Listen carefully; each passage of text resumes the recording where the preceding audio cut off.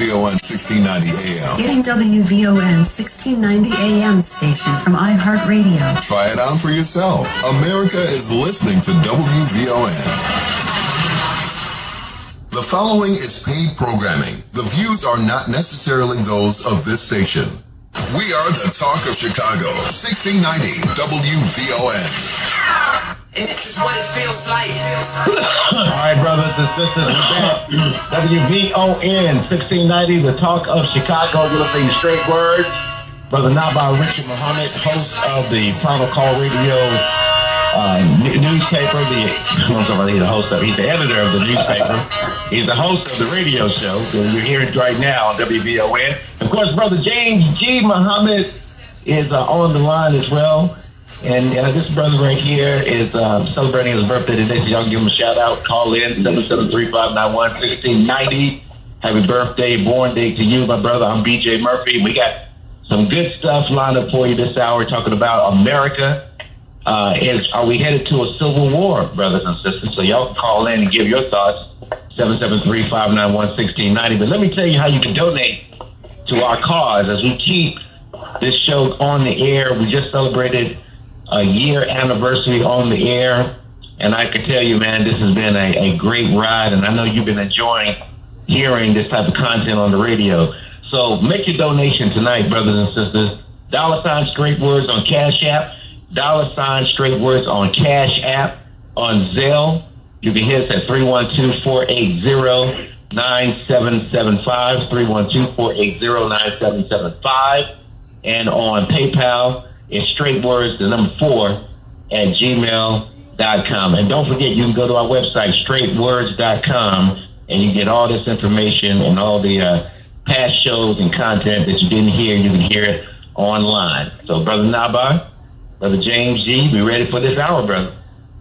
All right. So we are hoping, and do we happen to have the great Salim Muwakkil holding? I'm hoping maybe we do, not yet. Okay, so we're waiting for Brother Salim. I want to say, brothers and sisters, wow, this subject that we're about to get into, I really hope that we as a people are paying attention to what is happening, what is being forecast to happen, what the fears are. Real fears in this country right now. Real fears of a civil war. So you got a movie that's like the leading movie in the country called about civil war. But you got something else happening, and we're going to get into that now. So according to some polling that was done, more than 4 in 10 voters in America believe that the country is going to be torn apart in a second civil war within 5 years.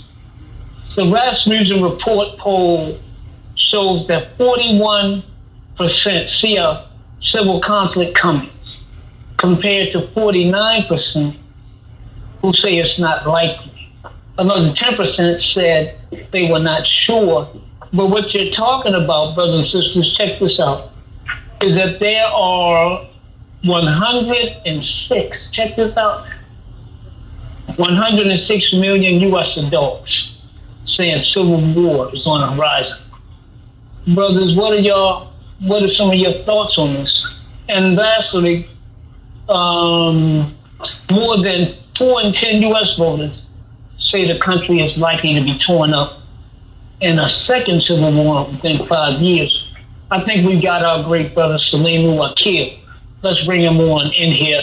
And I've been looking to this since we scheduled him. Brother Salim, you there? Yes, sir, I am, bro. Assalamu alaikum, sir. Yes, sir. Alaikum salam. Yeah, Brother, I was using the other line and I couldn't get through, so that's why I'm a little late, you know. Oh, no problem. No problem. Yeah. Okay. So, Salim, you know the topic, and you're actually, you're one of the smartest people I know, and I'm saying that only because it's true. Thank you, my brother. What are some of your thoughts on this topic in this survey? Yeah, I think increasing numbers of historians and analysts, political analysts, are raising the possibility that some kind of civil unrest is likely, increasingly likely, in the future because of the fraying of the American electorate. And wow, I see that too. I think it's you can feel it. I think what's facilitating that whole notion is a kind of general uneasiness you feel in the electorate, especially the white electorate, because they fear there's this demographic anxiety, man. They know that by mid-century, there'll be American minorities for the first time in history. And that's a jarring reality for a lot of white people who have, since their inception as American white people, have been in charge of everything, including the population. But it won't be that way soon, and that's provoking a whole lot of anxiety in the electorate, and of course that was exacerbated by the election of Barack Obama, and all of these commercials with interracial. I mean, it's just a whole lot of cultural anxiety out here, and I think that you see that reflected in the political institutions of this country, and exactly how the MAGA movement has capitalized on that feeling. Trump recently just talked about trying to do away with this anti-white notion that he says is at large in the society. He understands the emotional climate. Mm-hmm. Brother Salim. I think that's what. No, go ahead, man. I'm sorry. No. You go ahead and make your point. Yeah, so I think that's primarily what's driving it. This demographic anxiety in white America, and ironically, race was the proximate cause of the first Civil War. And race will, I think, it does happen, and people are saying it's a possibility. It certainly was some civil unrest. I mean, we've already had that, in January 6th. But if that expands to more incidents of these kinds of eruptions of violence, and that's increasingly likely, man. We got all of these white militia, well armed, who are talking all of this stuff, so. Yeah, and they've been talking this stuff, the white militias, since the 1990s. I think the other thing, Salim and Brother James, Brother BJ, y'all please feel free to jump in. Today was the second anniversary of the mass shooting that killed 10 black people in Buffalo. And so a memorial space was dedicated today, honoring the victims. But the person who did the shooting, Peyton Gendron, who was white, is a young man. He ain't an old dude. He ain't an old dude, just like Dylan Roof that did the killing of the of our brothers and sisters in South Carolina in the church after sitting through a Bible study with them, and who literally said he left one alive so he could go tell the story. So they really see themselves as race warriors. And I guess I don't want to take this thing off course. I'm kind of sliding all around. But I think the other thing is, the hot war doesn't come first. Yeah. The war of rhetoric comes first. Yes, the sir. war of That's on right now. Your enemy. Yep. So, I mean, when you listen, and brothers and sisters, I want us to really listen. I know you're watching Drake and Kendrick.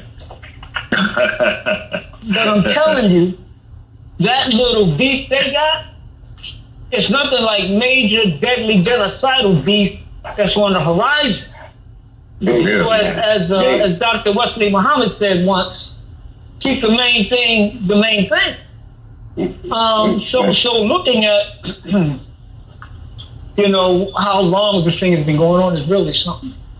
They keep the masses distracted. That's how That's how they're able to control us through distraction and keeping us focused on frivolous things. And that's why anytime somebody speaks with a man's voice, or a deep voice that speaks truth, they attack that person.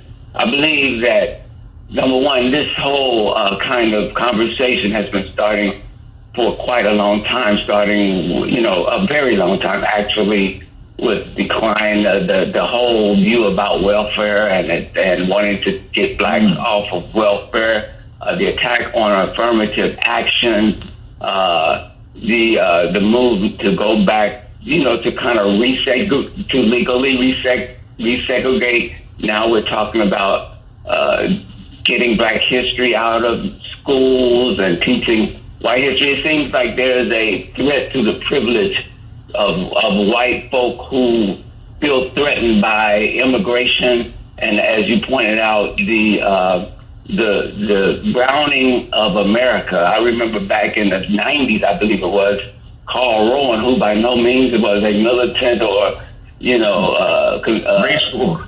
The coming race war. He talked about that back in the mid 90s, and he was able to see that coming. So, and we got to talk about too. We definitely got to point out how the Honorable Elijah Muhammad forecast all of this stuff. He at one point talked about and Brother Salim, you know this history as well, that at one point white folks will be coming back here like angry birds because they'll be being chased out, as you see now in Africa, how they're chasing out the French and how they're chasing out some of these foreign troops from Europe and even in America. They're chasing them out of Africa. That's right. The Sahel. Home in concert, they chase them out. Yeah, and they're coming home like angry birds, and they're going to find us here. And so that's fueling this, and it's going to get hotter, and the hatred is going to become worse from their point of view. And unfortunately, we have our heads in the sand, many of us, and we're not seeing that happen. It's going to be kind of too late. Well, we better get our heads out of the sand right now. You better get your head out of the sand right now. Go ahead, Brother Salim. I was saying that the white Christians, they're embracing Christian nationalism, and as Brother James pointed out, by the way, happy birthday, my brother. The GOP is rejecting so-called DEI and black voting rights, black history, even the pretense that they like black people. And the latest news is that some regions of the South that had renounced or at least retired Confederate symbols during the George Floyd so-called reassessment, that now they're readopting these symbols. Right. Yeah. So, they're becoming much bolder in their aggressive white supremacy. Also, Brother Salim, do you see this couple of weeks, Brother Salim? This happened April 26th in Louisiana, where the city of St. George, the wealthy white residents seceded from Baton Rouge. And the legislature, they approved this.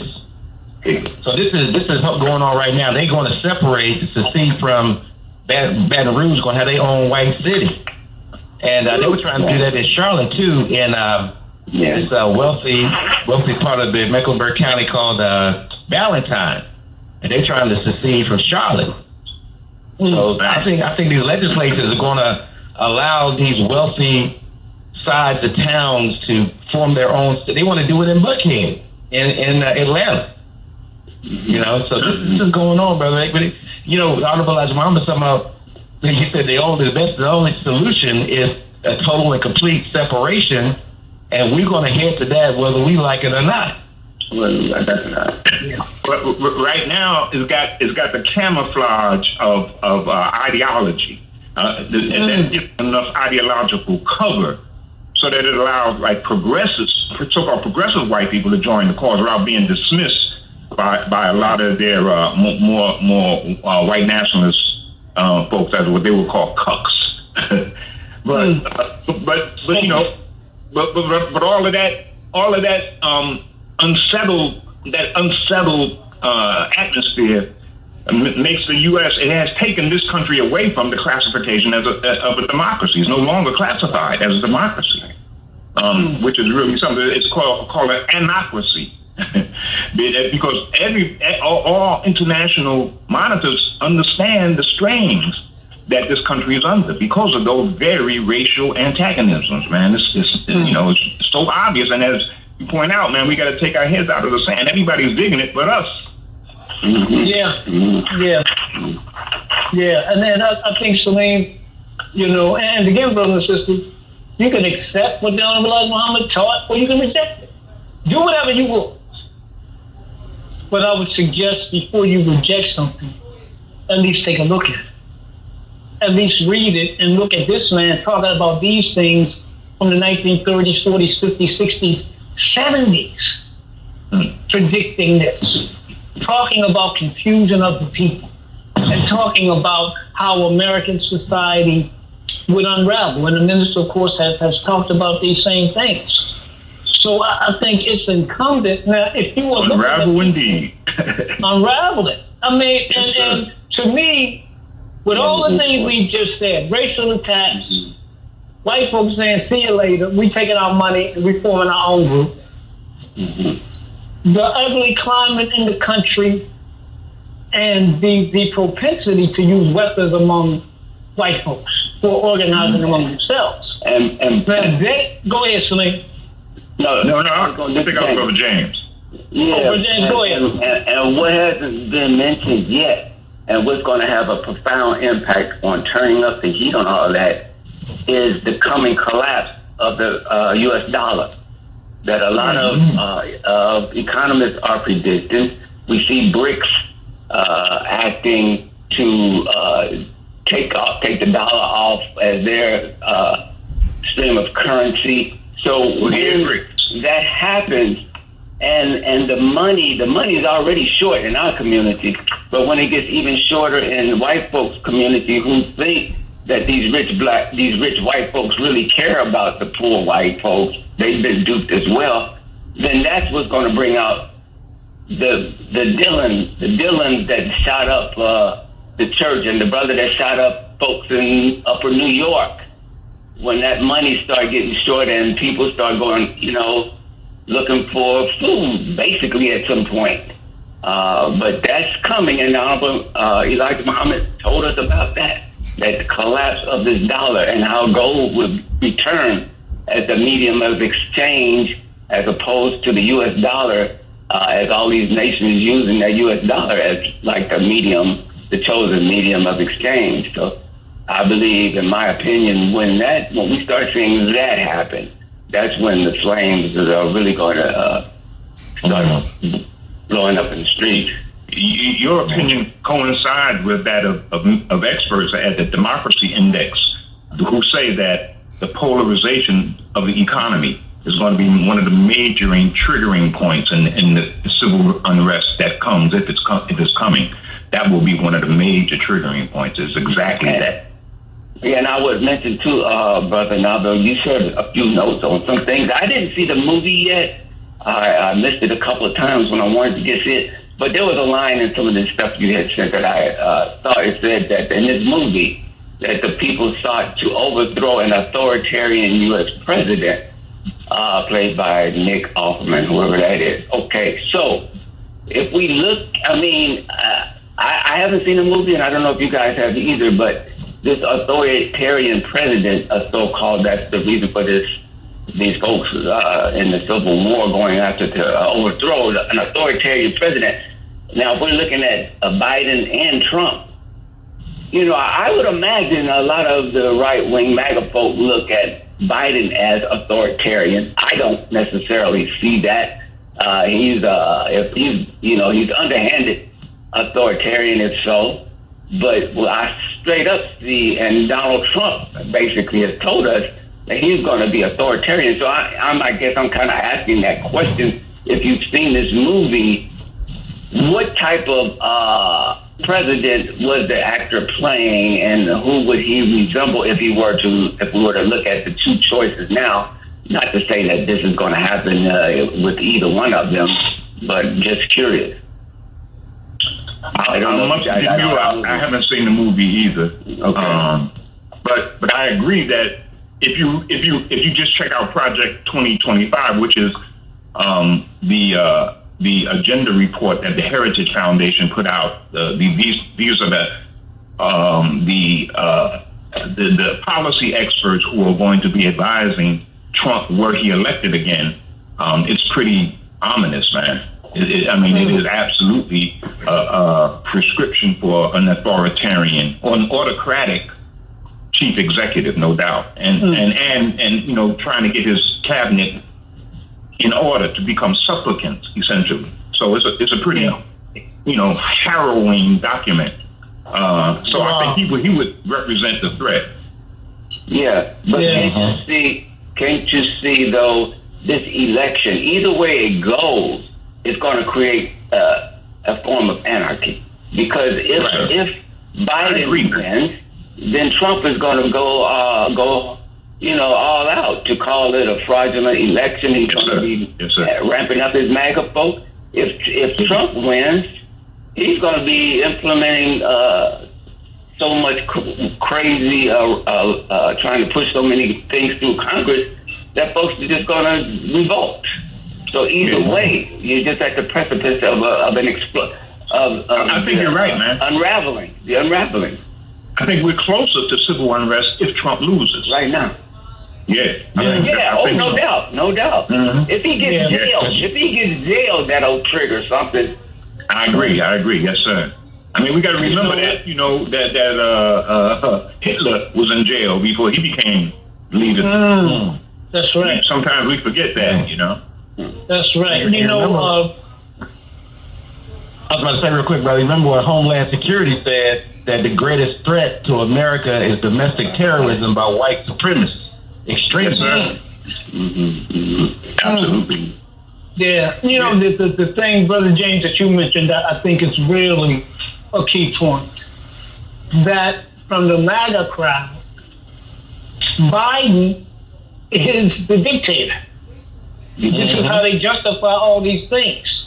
In their mind and in their analysis, they say, no, he's a dictator. While Trump has already said he's going to be a dictator. He said, well, the first day I'm elected. Right. He has, as those autocratic, I don't even want to say tendencies, those autocratic philosophies and those autocratic, I think, deeply seated feelings that he has about what he has the power to do, and he's going to do it. It's something. I'm going to read something. This was from the Final Call, and the article was published in 2022, 2 years after the assault on the Capitol. And Jason Van Tanterhoe, a former spokesman for the GOPers, a national right-wing group, testified during a congressional hearing about the attack on the U.S. Capitol. This was published 2 years ago. But listen to what this man told Congress. Quote, I think we need to quit mincing words and just talk about the truth, and what was going to be was an armed revolution. People died that day. Law enforcement officers died that day. There was a gallows set up in the front of the Capitol. This could have been the spark that started a new civil war. This could have been the spark that started a new civil war. And he warned, the danger isn't over depending on how President Trump, a key figure and accused conspirator, insurrection, catalyst, and others respond during the 2024 presidential election. Well, we've already seen now how he has responded. The same vitriol, the same white victimhood mentality. I mean, Salim, I've always been stunned about how a country can go from electing Barack Obama to electing Donald Trump. And some of the same people that voted for Obama voted for Trump. You can say a lot of things about Mr. Obama. I had some problems with many of his policies. But this man never did nothing to hurt this country. He bombed Afghanistan with them damn drones, and he with the destruction of Libya and Brother Gaddafi, which has unleashed hell through much of West Africa. But anyway, he insulted their presumptions of superiority. That's what he did. Wow. So, and that's pretty rough for them psychically. But you're right. I mean, that was the beginning of the process. I think, man, that we see it, and it's so, and you can tell that it has a racial foundation, because that's what antagonizes white people like nothing else, man. The same thing is happening in Europe, where where they're reacting against migration and whatnot. It's turning right. There are a lot of people who a lot of countries we thought would never be fascist oriented, like Denmark, the Netherlands. They're turning right-wing, strong, because of this reaction against darker people. Really, the chickens coming home to roost. I mean, the people they once subjected and exploited are now coming to the nations that benefited from that exploitation. That those European nations that sucked them dry during the period of colonialism. Right. They're trying to come get some rewards for that. Some of their money, right? And Europe is reacting like fascists, man. I mean, so it's the same dynamic, I think, that we find. Yeah, absolutely. Now, I mean, look at the UK, where they're talking about shipping people who come as refugees to Rwanda. Asylum. Yeah, that's something. Man, that's incredible. They are coming to the United Kingdom to seek asylum, and the United Kingdom is saying, we're going to put you on a plane and send your butt to Rwanda. Just like that.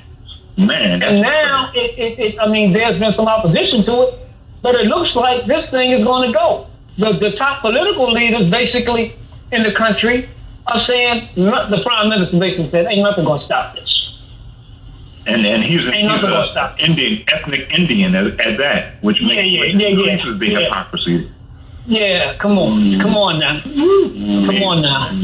So that I think is, so like you said, Brother Salim, but again, what did young Elijah Muhammad talked about? He talked about black universal rights. And he talks about this overarching white devilishment and their determination to destroy the darker peoples of the earth.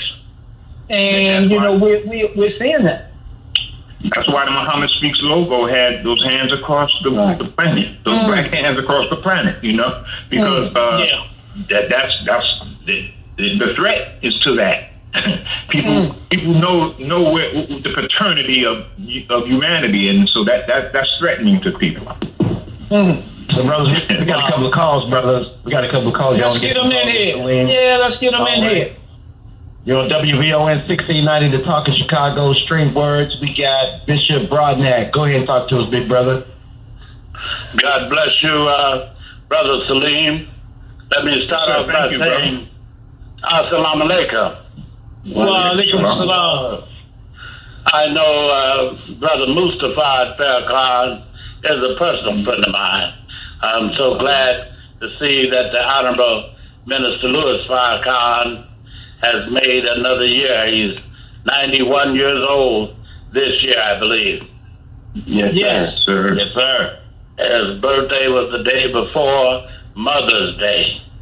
Yes, sir. So we celebrate Minister Louis Farrakhan, and we acknowledge the words of Malcolm X, who made those words so famous, and that he said that the chickens come home to roost.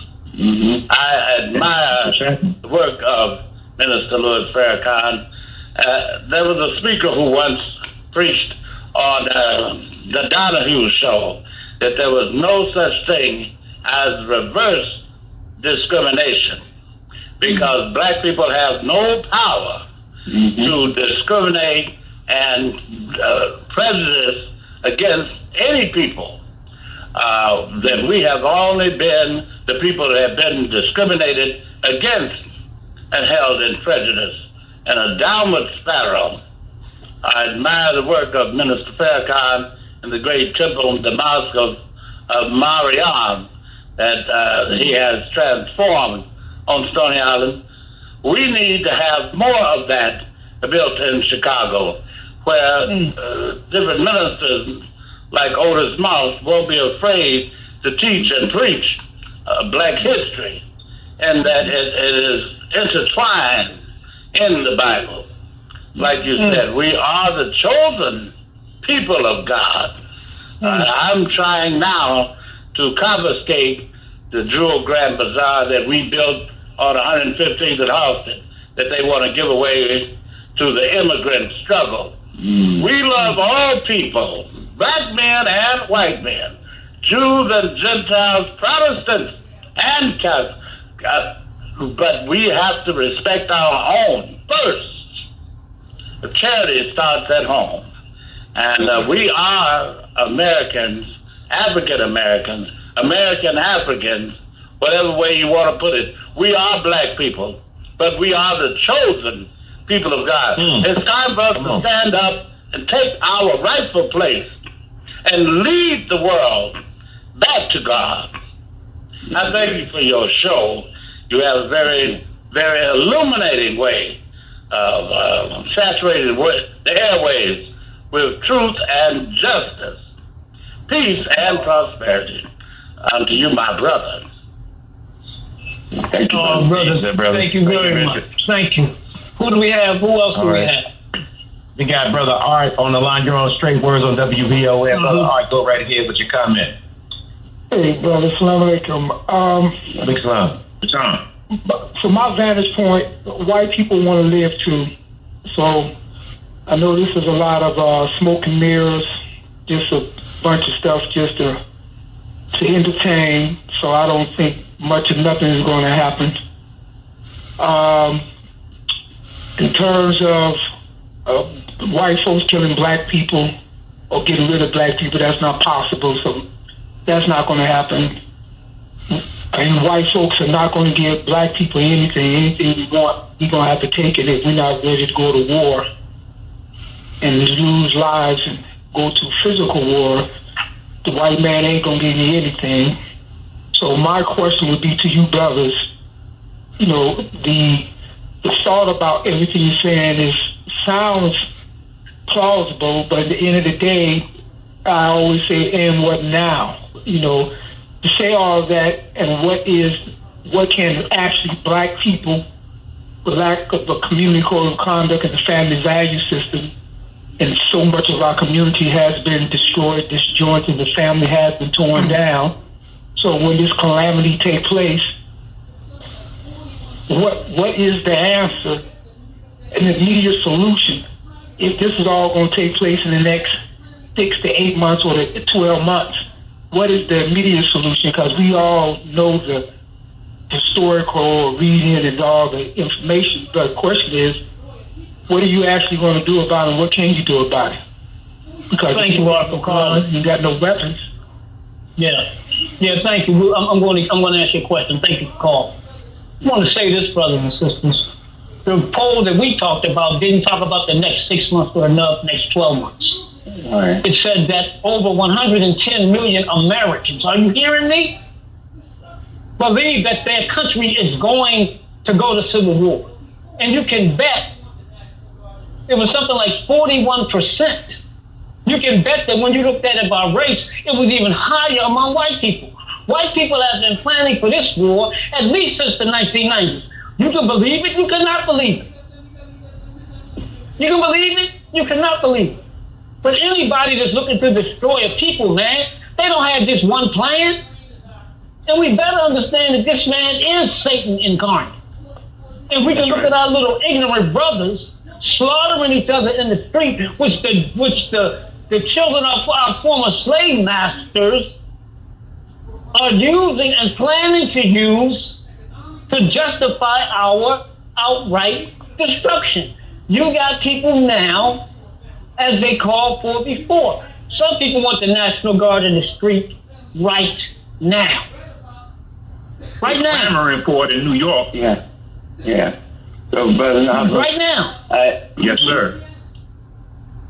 Yeah, and let me finish this point, Brother James, and I'm gonna get out the way. No, go ahead. So what should we do? Yeah. I'm gonna say it as plain as I can say it, and again, accept it or leave it alone. Look at the program of the Honorable Elijah Muhammad, which calls us into unity with one another right now. Economic unity, social unity, which leads to the rebuilding of the family, which leads to a family code of conduct. But you can't have family and family code of conduct when families are fractured. You just read about, we just talked about an 11-year-old girl in New Iberia, Louisiana, whose family life has been destroyed and whose system has failed, and now they look as though they're trying to destroy her life and the life of her brother, 15 years old, and her mother. So we got an enemy, and no, all of us don't know. We don't know. We think Pookie the enemy. We think Lil Ray Ray the enemy. Some of us think our parents are the enemy with this level of fratricidal violence among us. So by coming into unity, economic, social, a level of spiritual unity, meaning respect for one another and the principles that undergird religion, as we work to change society. I'm not smoking no crack, believe me. I've been in this for 37 years, the majority of my life. I'm 62 years old. I've been accused of being a lot of things since I was a child, but I've never been accused of being stupid. And the teachings of the Honorable Elijah Muhammad has only awakened me, so believe it or don't believe it, our job is to warn you. Go ahead, Brother James. Yes, sir. To my brother Art, what I would ask him, he posed the question, and I would pose it to him. If he looks in the mirror and asks that same question, says, whatever he gave us his prologue, and then he says, and what now? So, to me, Brother Art, the Honorable Minister Louis Farrakhan has been as a man of grace. We've been given a grace period to do what the Honorable Elijah Muhammad has taught us and warned us to do in terms of unity. Since we haven't done it, and you ask, and what now? If you're looking in the mirror, I ask you, and what now? If it all broke out tomorrow, it's like you're driving down the highway and you hit a slick patch. If you haven't prepared yourself to know what your response needs to be when you hit that ice patch and how to turn the wheel in the direction that the slide is going so that you can make a good recovery, then you're going to crash. Beautiful analogy, my brother. Go ahead, Brother James. You got some poetry. You got some poetry in you, man. That's exactly right. We have that ice patch. You're going to do whatever you think, whatever comes to your mind, and it may be the right decision, it may be the wrong decision. And so, Brother Art, you talk about family values, et cetera, et cetera. If you haven't made that plan and put it into practice with the people you come in contact with to develop, as Brother Nava has invited you to do, develop that group that is starting from the principles that you're laying out so that when whatever hits the fan as a unit, you can respond properly, then you're going to respond just like you would if you had ice pack. You're going to do whatever you think is best to do, and it may not be the right decision. You may turn your wheel in the wrong direction and hit the wall. So that's what I would ask you, brother. Go do your program. When you come back on the radio, be ready to talk about the program that you're establishing and invite us to join, because we've already invited you to join the programs that we're putting forth.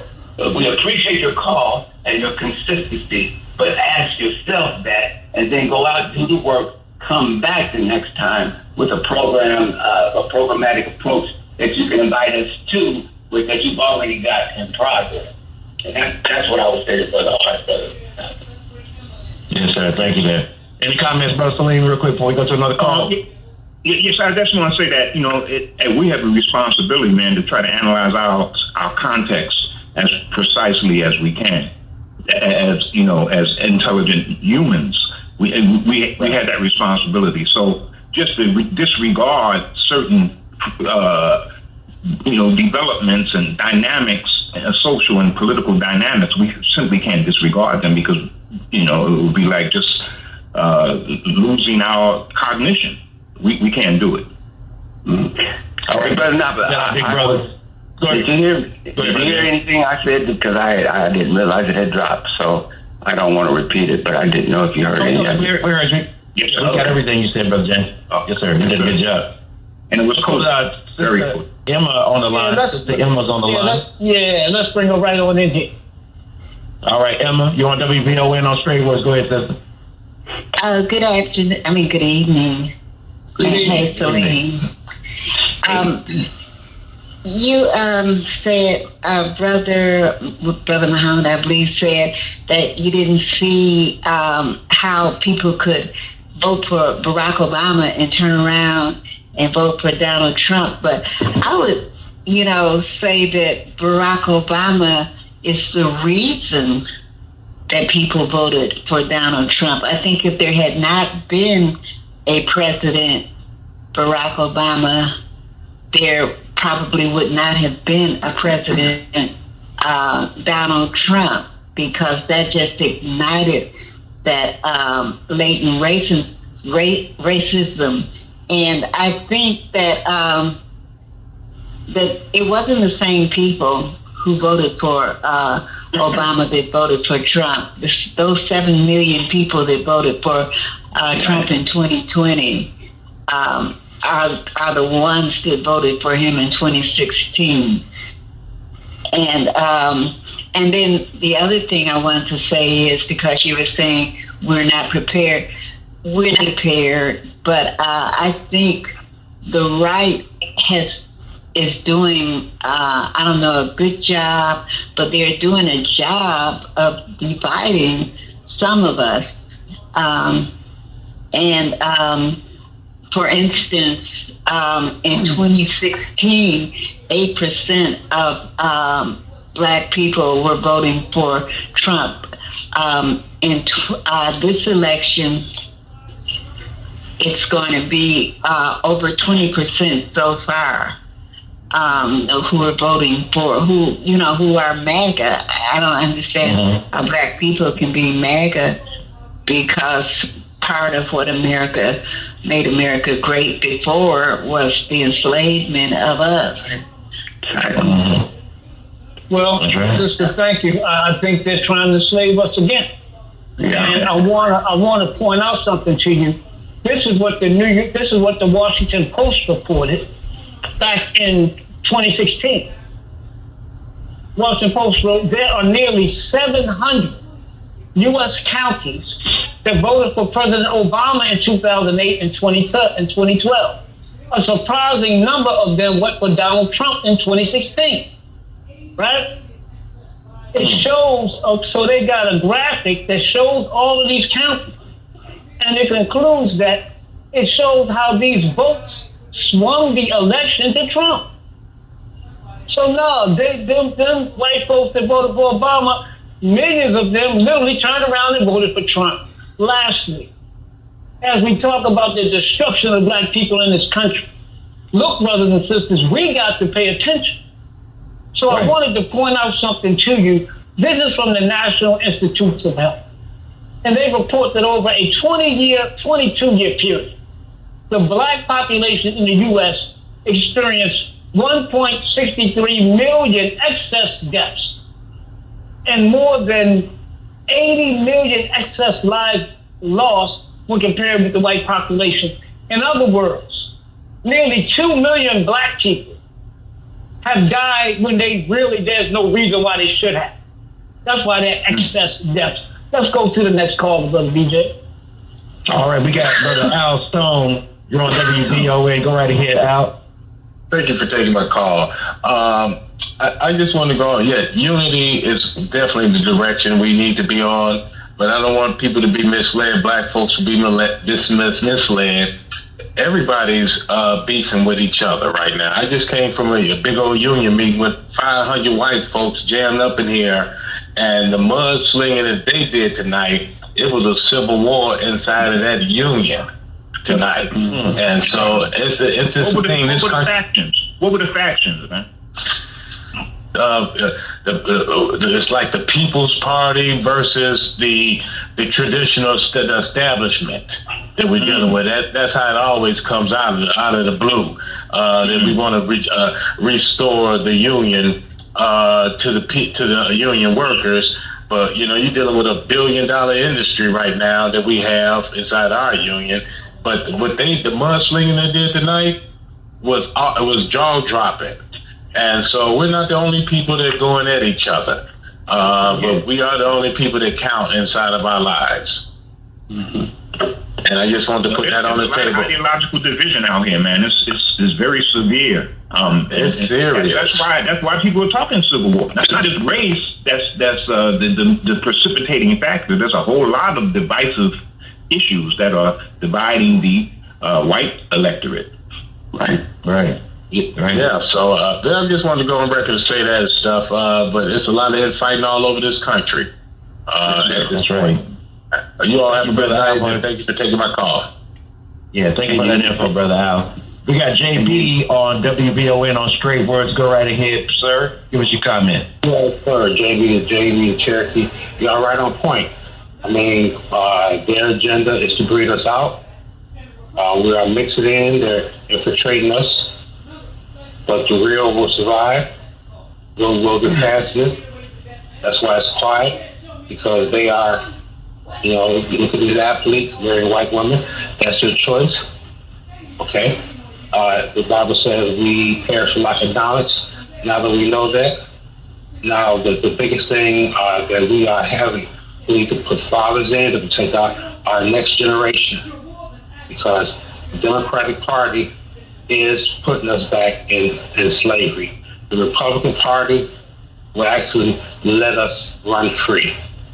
Okay. Oh, brother, I'm not going to let you get away with that. I'm not going to let you get away with that. Because you can't prove that. And the Republicans, they said nothing about letting black folks go free. None of them. Thank you for calling. Let's go for the next call. Abraham Lincoln. Not letting you get away with that, man. You can't show me where not one white man in the Republican Party has said he's going to let black folks go free. They don't even want to give you reparations. How are they going to give you full freedom when their political success depends on denying black folks and demonizing black folks? They don't want you. You're more of an asset with them not having you than them having you. I'm not playing with that. Let's keep going, Brother BJ. Not playing with that. That's it right now. You can go ahead and keep going. We're waiting for some more calls. Go ahead, brother. Let's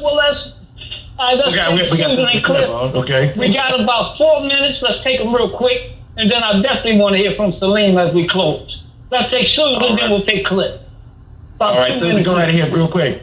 Go ahead, Susan. Okay. Part of the reason I think that people switched on from a Democrat to Republican, Obama to Trump is if you were to listen to Starlight Radio, which is exactly what I was listening to immediately before I started listening to WVON. In fact, it sent me over to WVON because I just got sick of it. I wanted to throw up every day. Mark was in Great American, and then also Dan, Proft, who would dog out his own co-host if he didn't agree with him.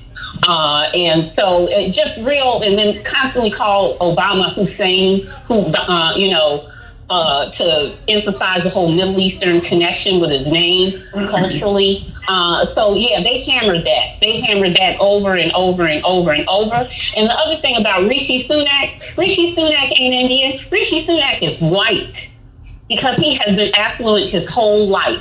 And that's how they see minorities when they have money. They're not really the minority. They're affluent like a white person. So, he gets the check for the you're okay dude. So that's the thing, Rishi Sunak in England, being Prime Minister. Thank you very much, sister. Please keep calling in and Georgia. Let's bring in Cliff. Cliff, you got about 90 seconds, my brother. You don't have to be wrong, but make it strong, baby. Brother Salim, much respect to you. But what role does black racism or black racists play in this whole equation, brother? Please explain that. Thank you, brother. I really don't know what we have an ongoing discussion, and I think he's trying to bring that into this, and it's really not quite relevant. Okay. Mm-hmm. Okay. But I did want to say, I did want to say that this country is sliding away from democracy for real, and the reason is this racial tension that we find. This demographic anxiety among white people. They don't see any benefits from democracy anymore. They know that since Obama's election, they've been moving away. The white working class, they've been moving away to the Republicans of all places, and that's what the MAGA movement represents, really.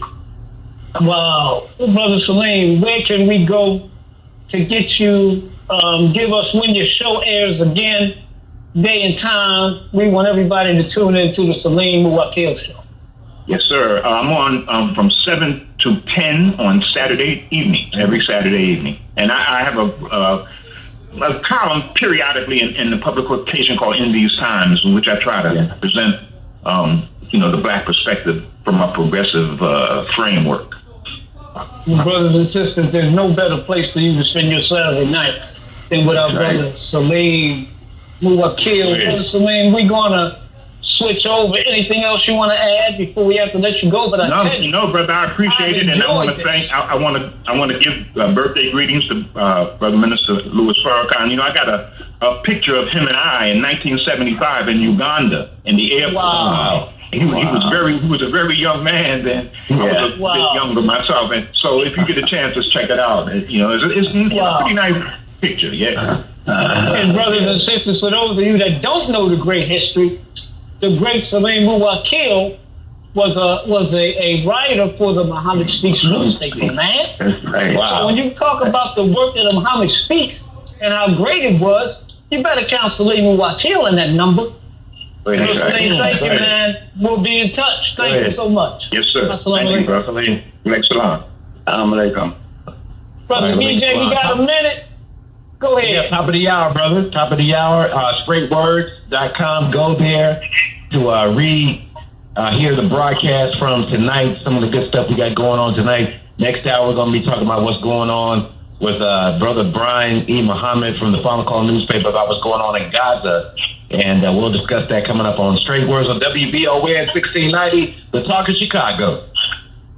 May is Health Awareness Month, and The Talk of Chicago is your primary care radio station. Healthy reminders and medical experts all month long. With no copay. Only on WVON. The Talk of Chicago and the voice of the nation is 1690 WVON, Berlin, Chicago.